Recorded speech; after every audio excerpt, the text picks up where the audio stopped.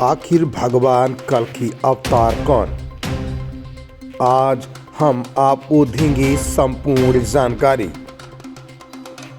वर्तमान में भगवान कल्कि के नाम पर उत्तर प्रदेश संभल ग्राम में एक मंदिर बना है। उनके नाम पर दिल्ली आदि क्षेत्रों में ऑडियो, वीडियो, सीडी, पुस्तक आदि सहित सामग्री का विकास कर प्रचार प्रसार किया जा रहा है। उनके नाम की आरती, चालीसा, पुराण आदि मिलते हैं।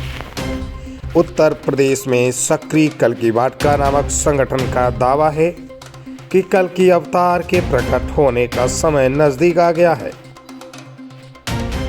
इन लोगों का मानना है कि देवी जगत में कल्कि अवतार हो गया है। स्वप्न, जागृत और वाणी अनुभवों द्वारा भी भक्तों को संदेश दे रहे हैं। उनकी महाशक्तियां भक्तों की रक्षा के लिए इस जगत में चारों ओर फैल चुकी हैं। अब बस उनका केवल प्रकट शेष है। इसका तार्किक आधार यह है कि अवतार किसी भी समय सीमा में बंधा नहीं होता। उसके प्रकट के मापदंड अलग ही होते हैं। हिंदू धर्म के पतन का एक मुख्य कारण यह है कि हर वह कार्य किया जा रहा है जिसका वेदों में उल्लेख नहीं मिलता। हिंदुओं के एकमात्र धर्म ग्रंथ वेद हैं। वेदों का सार उपनिषद और उपनिषदों का सार गीता। इतिहास ग्रंथ महाभारत का एक हिस्सा है। गीता, रामायण, पुराण और स्मृतियां भी इतिहास और व्यवस्था को उल्लेखित करने वाले धर्म ग्रंथ नहीं। पुराणों में बताया गया है कि कलयुग के अंत में भगवान कल्कि अवतार लेंगे। वे एक सफेद घोड़े पर बैठकर आएंगे और राक्षसों का नाश कर देंगे।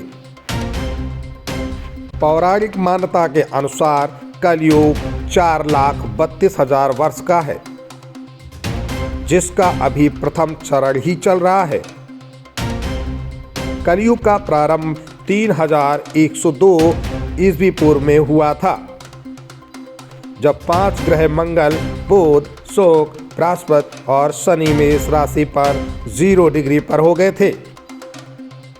इसका मतलब 3102 प्लस 2017 यानी 5119 वर्ष कलयुग के बीत चुके हैं।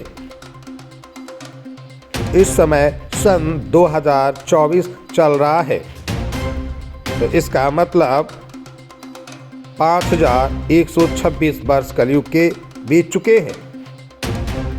शेष लगभग 4,20,000 वर्ष अभी बाकी हैं और अभी से ही कल्कि की पूजा, आरती और प्रार्थना शुरू हो गई है।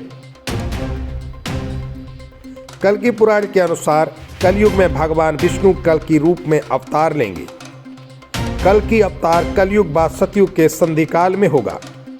यह अवतार 64 कलाओं से युक्त होगा।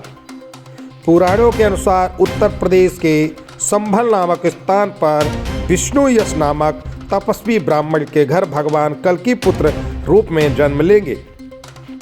कल्कि देवदत्त नामक घोड़े पर सवार होकर संसार से पापियों का विनाश करेंगे और धर्म की पुनः स्थापना करेंगे। स्कंद पुराण के 10वें अध्याय में स्पष्ट वर्णित है कि कलयुग में भगवान श्री विष्णु का अवतार श्री कल्कि के रूप में संभल ग्राम में होगा। अग्नि पुराण के 16वें अध्याय में कल्कि अवतार का चित्रण तीर कमान धारण किए हुए एक घुड़सवार के रूप में किया है और वे भविष्य में होंगे। कल्कि पुराण के अनुसार वह हाथ में चमचमाती हुई तलवार लिए सफेद घोड़े पर सवार होकर युद्ध और विजय के लिए निकलेंगे तथा बौद्ध, जैन और मलेच्छों को पराजित कर सनातन राज स्थापित करेगा। पुराणों की यह धारणा कि कोई मुक्तिदाता भविष्य में होगा सभी धर्मों ने अपनाई है। क्या ये अवतार हो चुका है? इसके विपरीत कुछ अन्य पुराण और बौद्ध काल के कवियों की कविता और ग्रंथ में ऐसा उल्लेख व गुणगान किया गया है। कल्कि अवतार हो चुका है। वायु पुराण अध्याय 98 के अनुसार कल्कि अवतार कलयुग के चरमोत्कर्ष पर जन्म ले चुका है। इसमें विष्णु की प्रशंसा करते हुए दत्तात्रेय व्यास कल्कि विष्णु के अवतार कहे गए हैं, किंतु बुद्ध का उल्लेख नहीं हुआ।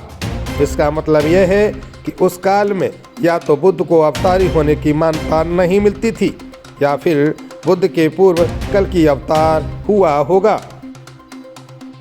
मत्स्य पुराण के द्वापर कलयुग के वर्णन में कल्कि के होने का वर्णन मिलता है।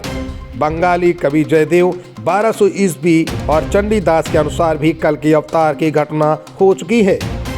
अतः कल्कि एक ऐतिहासिक व्यक्तित्व हो सकते हैं। जैन पुराणों में कल्कि नामक भारतीय सम्राट का वर्णन मिलता है। जैन विद्वान गुणभद्र 9वीं शताब्दी के उत्तरार्ध में लिखते हैं कि कल्कि राज का जन्म महावीर के निर्वाण के 1000 वर्ष बाद हुआ। जिनसे उत्तर पुराण में लिखते हैं कल्कि राज ने 40 वर्ष राज किया और 70 वर्ष की आयु में उनकी मृत्यु हो गई। मित्रों, आज का वीडियो कैसा लगा हमें कमेंट करके अवश्य बताइए और वीडियो को अधिक से अधिक शेयर ज़रूर कीजिए। यदि आप भी चाहते हैं कि कल्कि अवतार इस पृथ्वीलोक पर अवश्य हो